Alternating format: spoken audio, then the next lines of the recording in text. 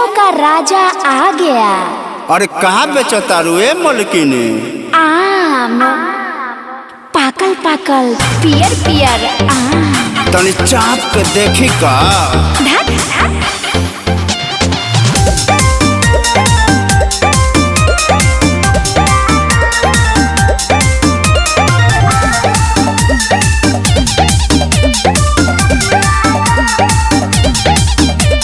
पूरा रसदार बाटे, बड़ी मजेदार बाटे, पियर पियर पकल बाटे, रसवा से फाटल बाटे। अरे ले ला। पूरा रसदार बाटे, बड़ी मजेदार बाटे, पियर पियर पकल बाटे, रसवा से फाटल बाटे। देख टोटो के हाथ में थामला,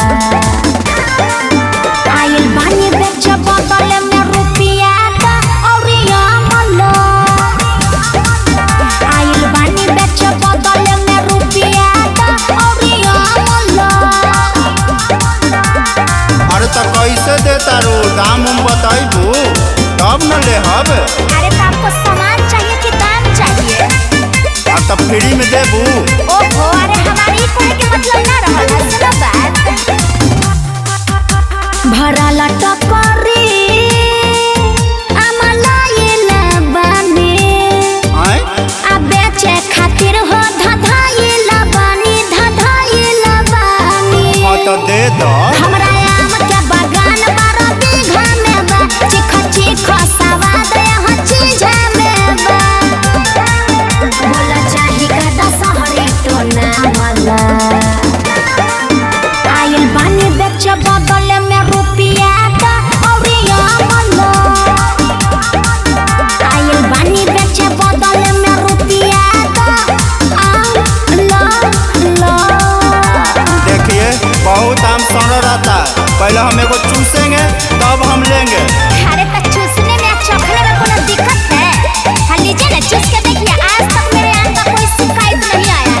हाय धरिए, चूस के तू देखो, मिली अच्छा टेस्ट है।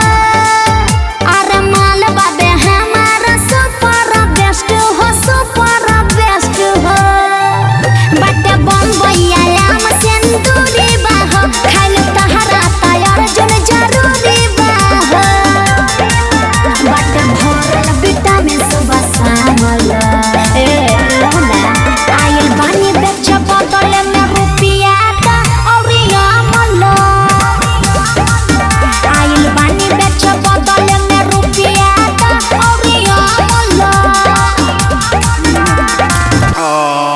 बड़ा मीठा है मैडम। ऐसा कीजिए ना कि 5 किलो तौल ही दीजिए और का। अच्छा ठीक बा।